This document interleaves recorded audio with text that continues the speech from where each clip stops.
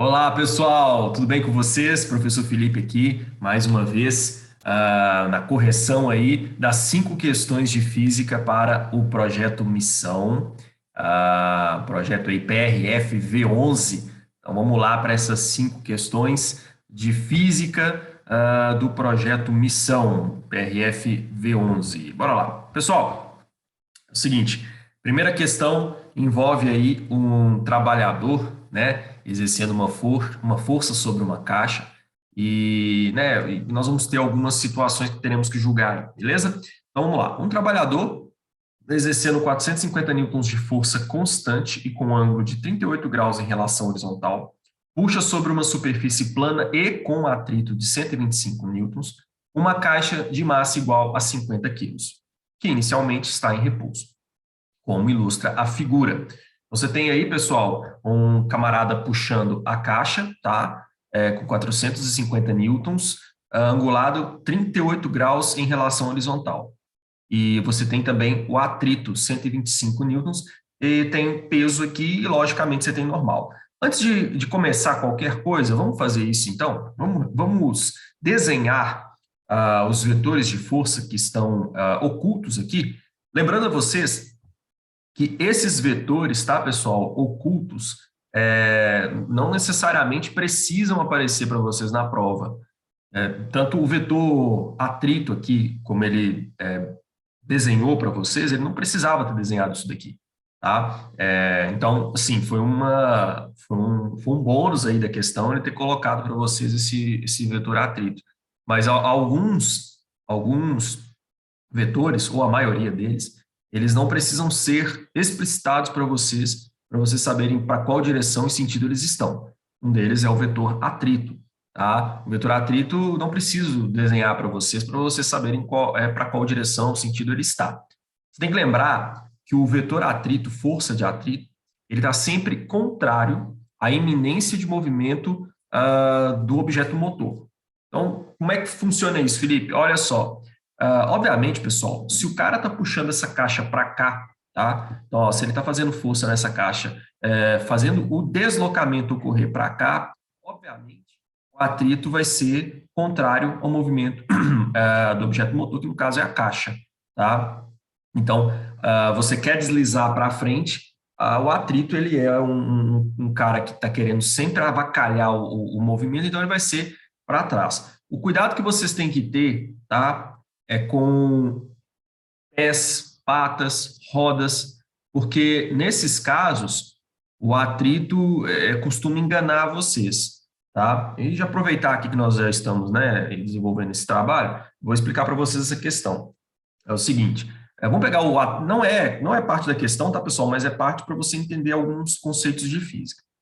Olha só o pé desse cara aqui, tá? Ele está puxando para cá. Pessoal, quando ele está puxando a caixa para cá, ele está se movimentando de costas, né, de ré, para trás.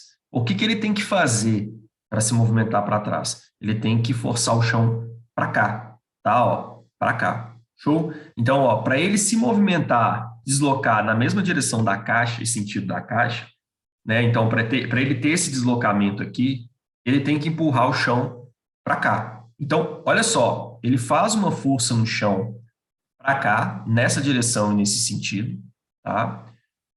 E o atrito vai ser contrário a isso, ou seja, o atrito vai estar para cá, na mesma direção e sentido do movimento. Aí você fala, Felipe, mas como assim, cara? O cara tá se movimentando para lá, o atrito vai ser na mesma direção e sentido? Sim, porque a gente tem que olhar o objeto motor.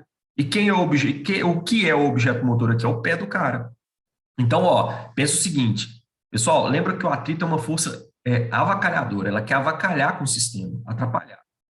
O pé do cara está tentando se mover ou está tentando deslizar para cá. Então, o atrito vai estar onde? Vai tá, né, para qual direção e sentido? Vai estar para lá. Então, o pé dele quer deslizar para cá. Então, eu tenho que fazer o movimento contrário à iminência de movimento. Então, é o seguinte, pessoal, a iminência do movimento do pé do cara é para cá. Então, o atrito tem que estar para lá, ok? No caso da caixa, é coisa simples, mas eu trouxe para vocês essa situação porque algumas bancas gostam muito de pegar no pé de vocês com esses detalhes. Então, atenção, olhem qual é a iminência de movimento do objeto motor. O objeto motor aqui, no caso, é o pé. O pé quer deslizar para lá. Então, o atrito vai ser contrário a essa iminência de deslizamento. Tudo bem? Então, pés, rodas, patas e afins tem que ter uma tensão maior. Não é só falar assim, é contrário ao movimento. Não, cuidado. Tá? Você tem que analisar o objeto motor. Tudo bem? O que faz, né, a gente ter aí o movimento. Então, no caso da caixa, que é o que a gente quer para a questão, lembrando que, né, a gente está falando da questão, a questão não falou nada do pé do cara, tá? Então, aqui a gente tem um atrito para cá, tem um deslocamento para cá e pronto. Tá? Aí eu falei com vocês que eu vou desenhar, nós iremos desenhar aqui as forças que estão ocultas, né? E que forças são essas? Vamos lá. Nós temos, pessoal, aqui o peso, né? O peso da caixa. O peso da caixa que está sempre para o centro da Terra. No nosso caso aqui, a gente usa o referencial para baixo.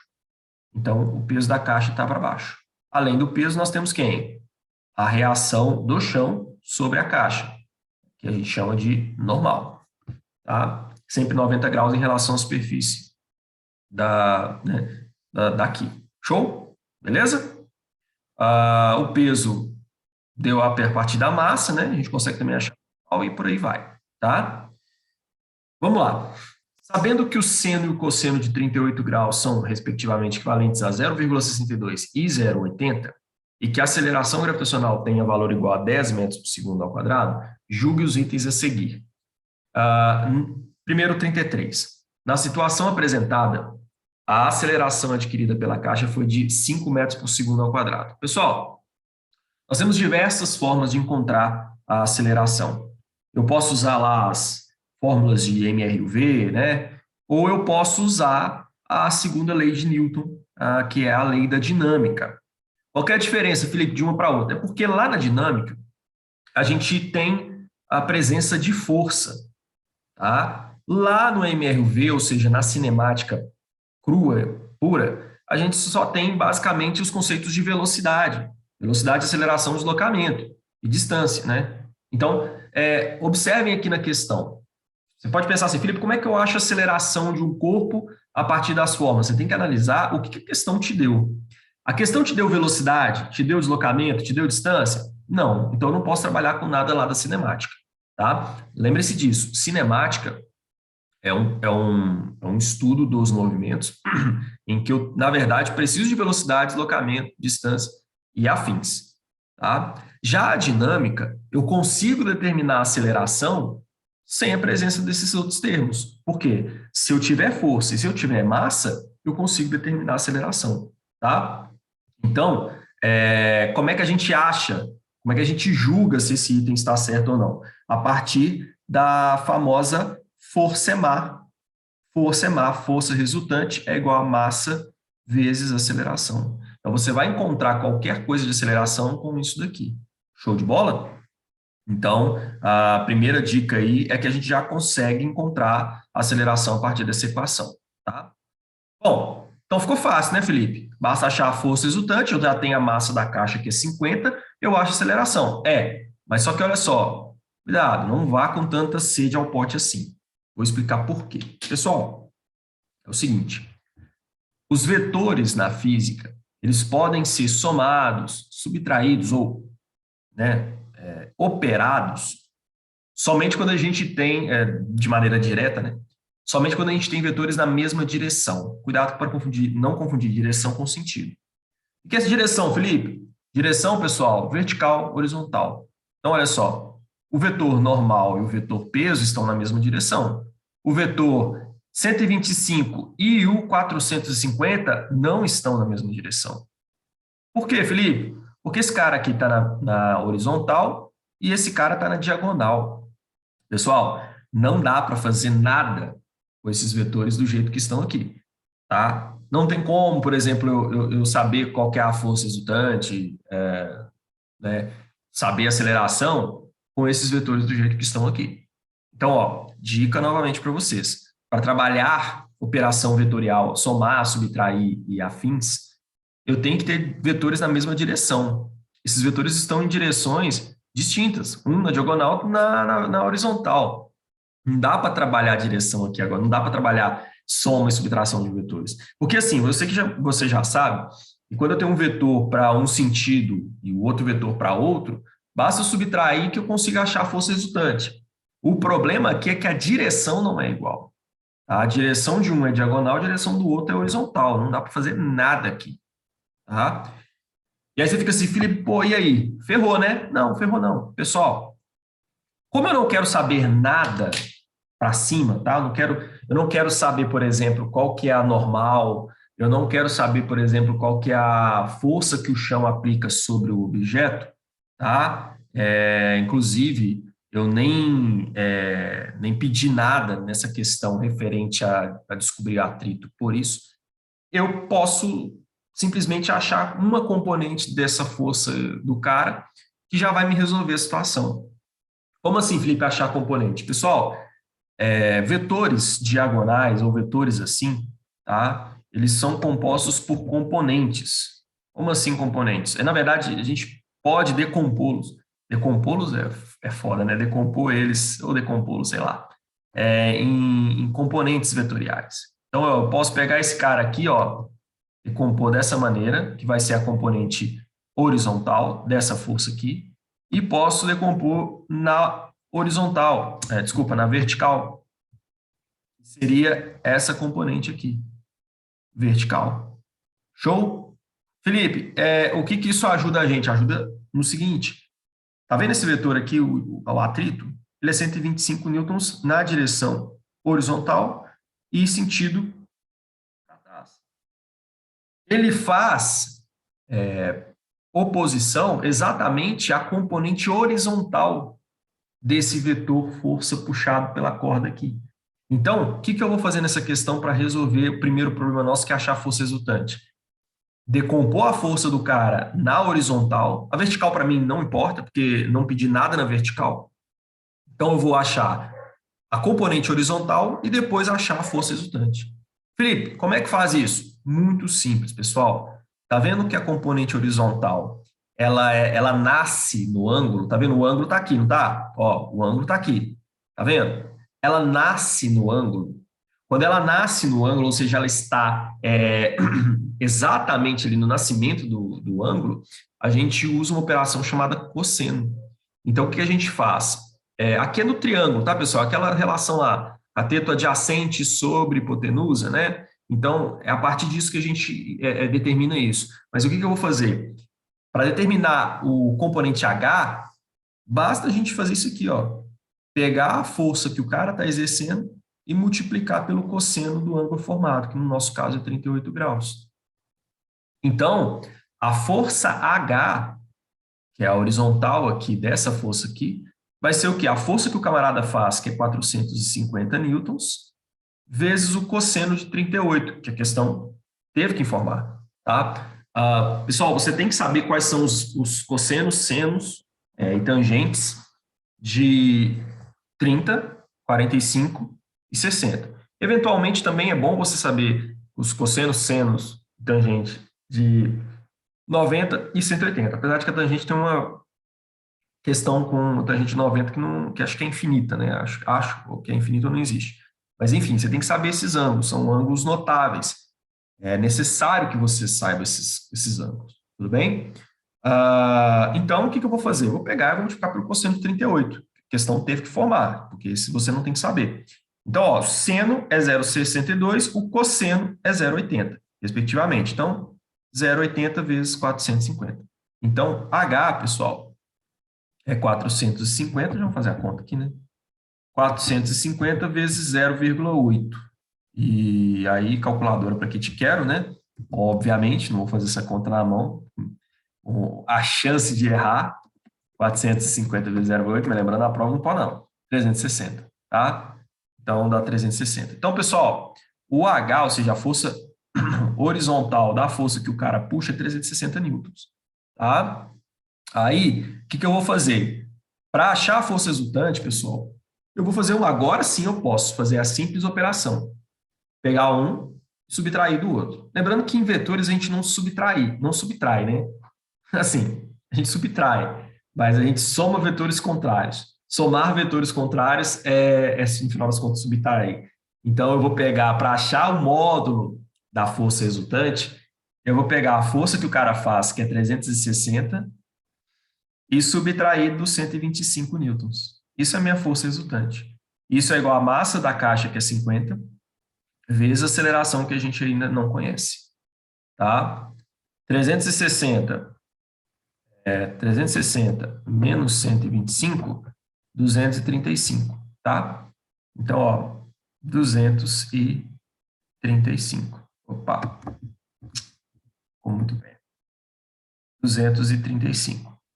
Isso é igual a 50 vezes A. A, então, é igual a 235 dividido por 50, que vai dar 4,7.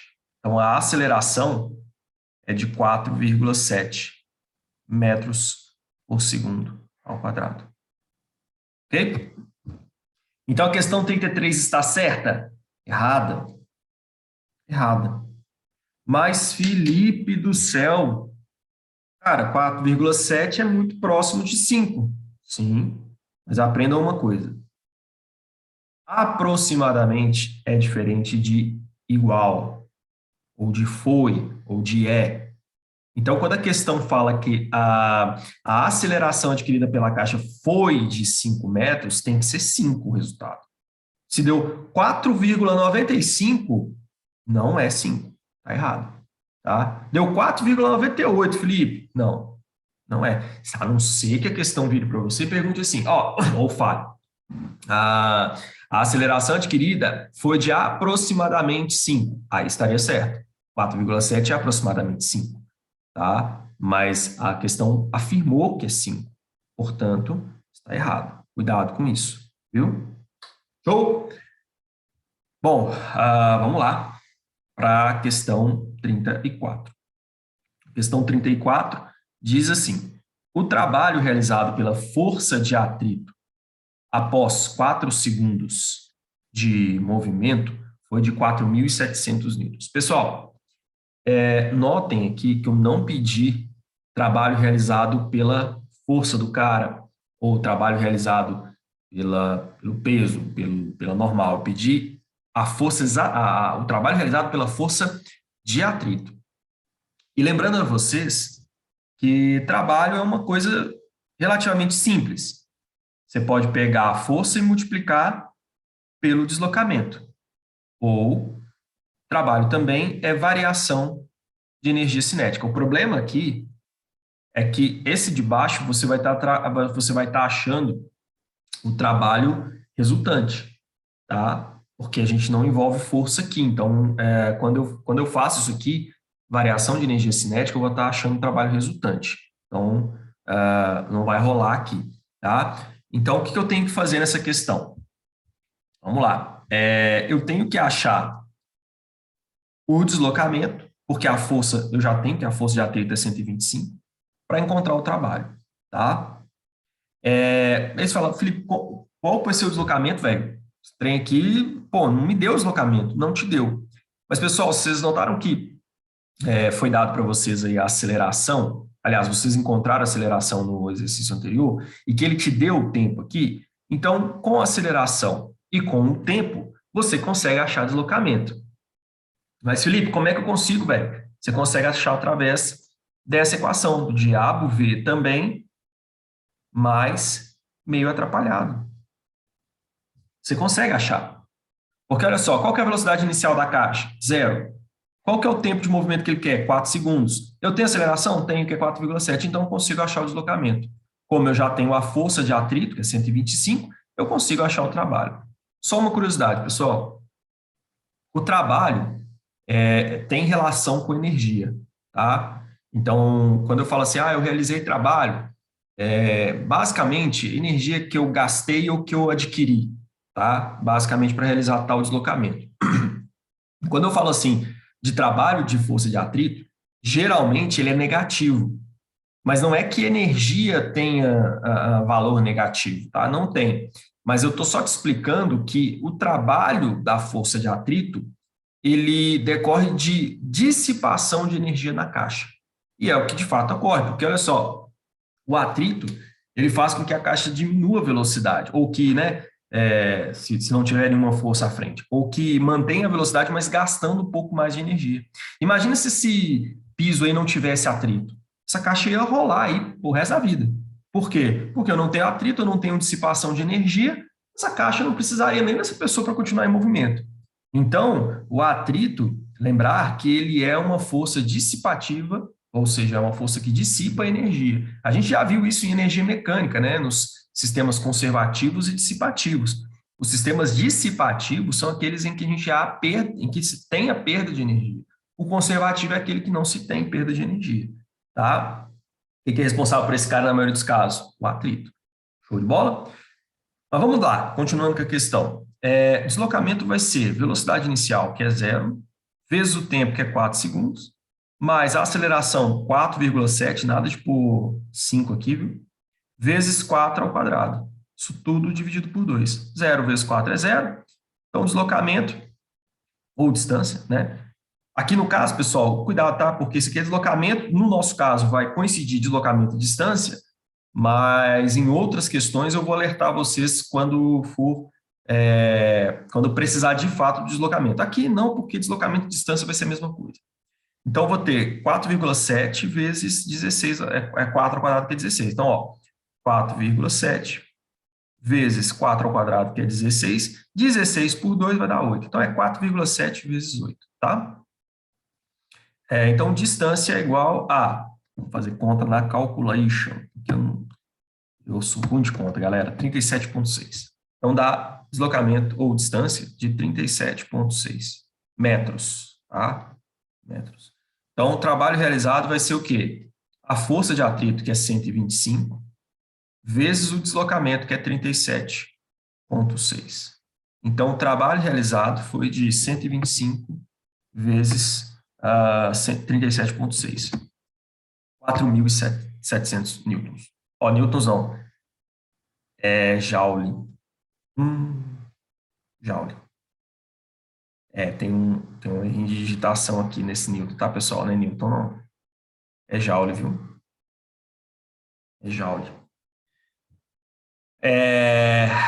Então, 4.700 joules, tá? De fato, a questão está correta, tá? A questão está correta. Mas tem esse detalhezinho aqui do joule, viu? Tem esse detalhe do joule aqui. Bom, próxima questão. Nos 5 primeiros segundos da situação, o trabalho resultante sobre a caixa foi de aproximadamente, nota que aqui agora tem aproximadamente, foi de aproximadamente 13.800 joules, tá? 13.800 joules. Vamos lá. Bom, como é que eu faço essa questão? Da mesma maneira que eu falei com vocês da questão 34. Tá? Você vai achar o deslocamento ali entre 0 e 5 segundos, e depois você vai fazer vezes a força resultante. Só que aqui, cuidado, pessoal, que é a força resultante, tá? Que são aqueles 360 menos os 125. Então, vamos lá. Primeiro de tudo, vamos achar o deslocamento, né? Então, ó, deslocamento é igual a velocidade inicial, 0, vezes o tempo, que agora mudou, é 5, mais a aceleração, não mudou, é 4,7, vezes, agora é 5 segundos, então 5 ao quadrado, todo mundo dividido por 2. Então, o deslocamento vai ser, isso aqui vai ser 0, vai ser 4,7 vezes 25, todo mundo dividido por 2. O deslocamento, que no caso coincide com a distância, 5 vezes 4,7, todo mundo dividido por 2. Opa, peraí. Fiz bobagem aqui, peraí. 4,7 vezes 25, todo mundo dividido por 2, 58,75. Então, aqui o deslocamento, 58,75 metros. Tá? Então, o trabalho vai ser o quê? 235, que é a força resultante, vezes 58,75. Então, o trabalho é igual a isso aí vezes 235, que vai dar 13.806,25 joules. Show de bola? Então, nos primeiros 5 segundos da situação, o trabalho resultante sobre a caixa foi de aproximadamente isso aqui? Foi ou não foi? Com certeza foi, né? Notem que ele usou o termo aproximadamente. Então, é aproximadamente igual a isso daqui. Então, questão correta. Beleza? Questão correta. Então, 33 errado, 34 correta, 35 correta. Agora vamos para as questões 36 e 37. Vamos lá.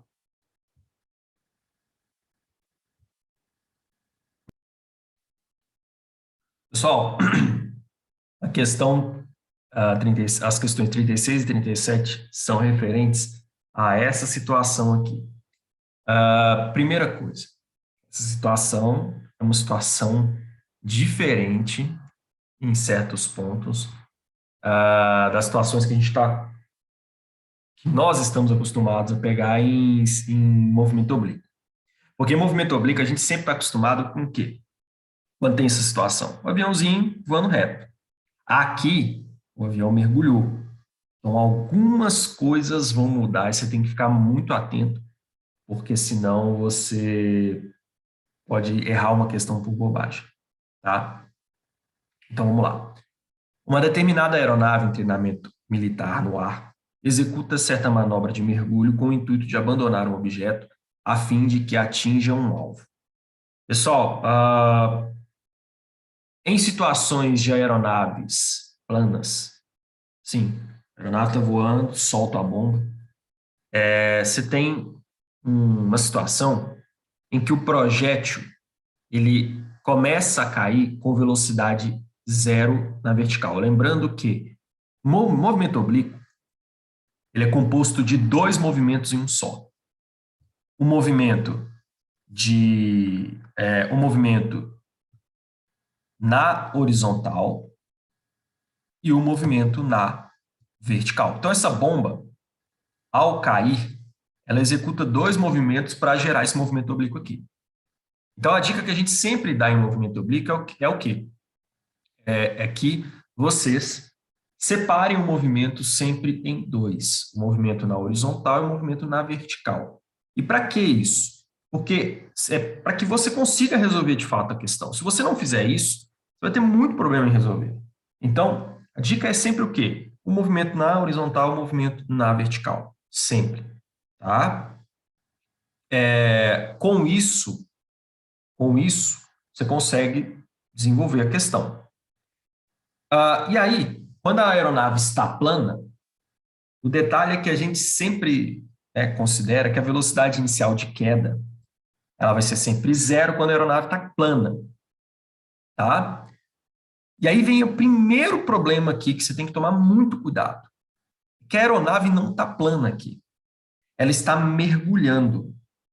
Então, ao liberar a bomba, cuidado. Porque ao liberar a bomba, pessoal, essa bomba não vai ter velocidade zero na vertical e nem na horizontal. Ela vai ter uma velocidade aqui. Porque, planamente falando, então você imagina o seguinte, ó, o avião está aqui, tá? Voando, planinho, beleza. Quando você solta a bomba, inicialmente ela vai cair com velocidade zero, depois vai aumentando devido à ação da gravidade, tá? Mas aqui você tem um problema porque a aeronave ela está em mergulho. Então, dessa maneira, como ela está em mergulho, ela adquire a velocidade vertical que a aeronave vai ter. Então, muito cuidado com essa questão, porque inicialmente a velocidade de queda não é zero, viu? Então, vamos lá. O avião em questão se inclina para baixo, formando um ângulo de 30 graus em relação à horizontal, tá? E inicia o mergulho com a velocidade de 300 metros por segundo, deixando o projétil cair conforme a figura, tá? Então, pessoal, para fins de entendimento, notem que ele deixa a projétil cair aqui. Ele já está no mergulho a 300 metros por segundo, tá? Mas ele já deixa o projétil cair aqui. E aí o projétil se desloca totalmente aqui, tá? Considerando seno e cosseno de 30 são respectivamente iguais a 0,5 e 0,9, que o alcance do projétil foi de 750 metros e que a aceleração gravitacional tenha valor igual a 10 metros por segundo ao quadrado, julgue os itens a seguir desprezando a resistência do ar e possíveis atritos. Primeira pergunta, primeira afirmação. 36. O tempo em que o projétil permaneceu no ar foi de 5 segundos. Pessoal, tá? É o seguinte, o tempo é correspondente a isso aqui. Beleza? Então, eu soltei o projétil aqui, ele vai cair, cair, cair e vai chegar aqui. Então, eu quero saber o tempo em que isso aqui ocorreu, dentro dos 750 metros de alcance. Cuidado, muita gente pode pensar assim, mas a bomba está aqui, a aeronave está aqui, então ela soltou o projétil aqui. Cuidado, nada disso. Soltou o projétil aqui. Felipe, como é que eu vou saber? Pelo alcance, pessoal, porque quando eu te dou, a questão te dá o alcance, ela te dá o momento em que o projétil foi solto até o momento em que ele vai atingir o solo, tá? Então, muito cuidado, o projétil não está no meio da situação, não. Está lá em cima, né, dentro desse alcance aqui. Então, a primeira informação a gente já tem, qual que é? É que a distância, que o alcance atingido pelo projétil foi de 750 metros. Lembrem-se, pessoal, que aqui nós temos dois movimentos. Nós temos o movimento da horizontal e o movimento da vertical. O da horizontal, pessoal, é MRU, ou seja, a velocidade é sempre constante. Então, se eu encontrar a velocidade horizontal, essa velocidade vai ser a que vai acompanhar o avião, o projétil o tempo todo, na horizontal. Lembrando que o movimento oblíquo é composto de dois movimentos. Tá? O da vertical, pessoal, representado pelas equações do MRUV, do movimento em que tem-se aceleração. No nosso caso, é a aceleração gravitacional. Então, o que eu vou fazer? Lembrando que eles têm uma coisa em comum. Qual que é? O projétil é um só. A gente separa o movimento em dois para facilitar. Mas não tem como o projétil da vertical, né, cair em tempo diferente do projétil da horizontal. Não. Os dois vão cair ao mesmo tempo, porque é um projétil só. Então, o que eles têm em comum? O tempo. O tempo de queda e o tempo de alcance. Dessa forma, qual que é o tempo que ele leva para cá? É o mesmo que ele leva para cá.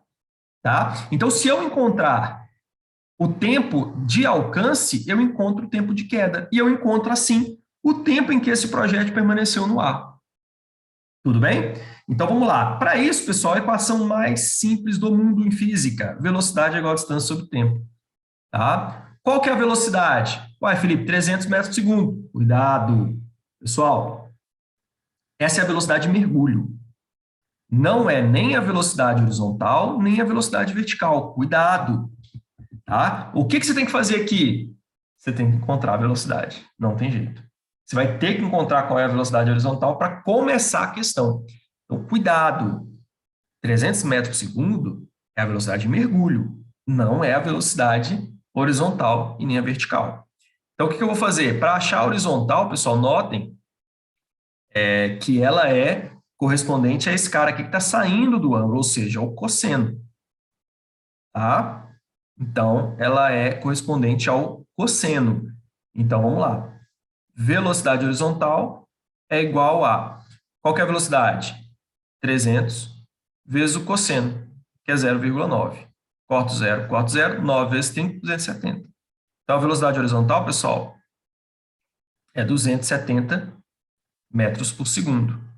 Tá? Então, ó, velocidade 270, distância, qual que é? 750, e o tempo a gente não sabe. Corta esse cara, o tempo é igual a 75 dividido por 27. 75 dividido por 27, 2,77. Então, 2,77 e dízima. Então, esse cara aqui vai dar aproximadamente 2,78 segundos. Esse é o tempo de alcance. Mas lembra que eu falei com vocês que ele tem uma coisa em comum? né, o movimento da horizontal da vertical, que é o tempo.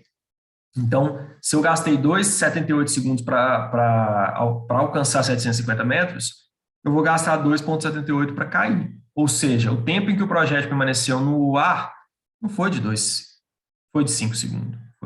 Foi de 2,78. Ou seja, questão 36 está errada. Tá? Questão 36 está errada. Beleza? Show? Então, bora lá. Para a questão 37. A questão 37 diz que o projétil foi abandonado a uma altura de 400 metros do solo. Pessoal, como é que a gente faz isso aqui? Utiliza as equações do MRV, tá? Você vai utilizar a equação do MRV. Qual? Qualquer uma. Mas aqui, a melhor é aquela do diabo V também. Então, D é igual a VOT mais AT quadrado sobre 2. É a melhor. Porque você sabe o tempo de queda, você sabe dá para saber a velocidade inicial e você tem aceleração. Então, você consegue saber a altura. Tá? Vamos lá. A altura é igual a... Qual que é a velocidade inicial, pessoal? Cuidado. Volta para mim aqui. Lembra do que eu falei lá atrás. Se fosse uma aeronave plana, se movimentando no plano, show. Velocidade inicial da bomba de queda é 0. Só que a aeronave mergulhou. Pessoal, no momento que a aeronave mergulhou, a bomba na vertical vai adquirir a velocidade de mergulho da aeronave. Só que a velocidade vertical. Então, o que eu tenho que fazer aqui? Eu tenho que encontrar qual é a velocidade inicial vertical da bomba, tá? Que coincide com a velocidade vertical de mergulho da aeronave. Felipe, como é que eu faço isso? Pessoal, muito simples. Velocidade vertical é pegar a velocidade, que é 300, e multiplicar pelo seno de 30, que é 0,5. Corta, 5 vezes 30, 150. Então, a velocidade é 150 metros por segundo, tá? Então, ó, o que eu tenho aqui? Velocidade inicial, 150. Tempo, 2,7, que é o tempo de queda. Mais aceleração, que é 10, que é da gravidade, tá? Vezes o tempo, que é 2,7 ao quadrado sobre 2. Pessoal, vamos lá. 2,7 ao quadrado vai dar 7,29. Então, eu vou ter o seguinte aqui, ó. 7,29. E 150 vezes 2,7, 405. Então, eu vou ter o quê, pessoal? Ó, distância é 405 mais 10 vezes 7,29 dividido por 2. Pessoal, nem preciso terminar a conta. Por quê? O projeto mencionado pelo texto foi abandonado pela aeronave numa altura de 400 metros. Só que o primeiro termo já deu 450, 405. Eu vou pegar 10 multiplicar por 7,29 vai dar 72,9, dividir por 2, com certeza vai dar uma distância maior que 400. Nem preciso terminar essa conta, né? Então, o projeto mencionado pelo texto foi abandonado pela aeronave a 400 metros de altura do solo? Errado. Não, não foi. Né? Beleza? Agora, olha só a pegadinha disso daqui. Né? Talvez se você tivesse usado zero, deixa eu ver, não daria não, pessoal, porque 7,72 vai dar menos. Não, se você tivesse usado zero também, você não teria achado 400 de qualquer forma, não. Tá? Estaria errado também do mesmo jeito. Mas, enfim, o fato é que o projeto mencionado pelo texto não foi abandonado a uma altura de 400 metros. Isso aqui está errado, equivocado. Beleza? Então, assim, concluímos a correção aí das nossas questões. 31 correta, 32 errado, 33 errado, 34 certo, né? Deixa eu ver, só conferir aqui, peraí. 33, 32, já que eu errei 32. 33 errado, 34 certo, 35 certo, 36 errado, 37 errado. Show de bola? Belezinha? Então, pessoal, é isso. Forte abraço para vocês, bons estudos, continuem firmes aí na sua preparação e estamos aí para ajudar vocês no que precisarem. Qualquer dúvida, postem nos comentários. E é isso. Forte abraço, pessoal, a todos. Até mais. Valeu!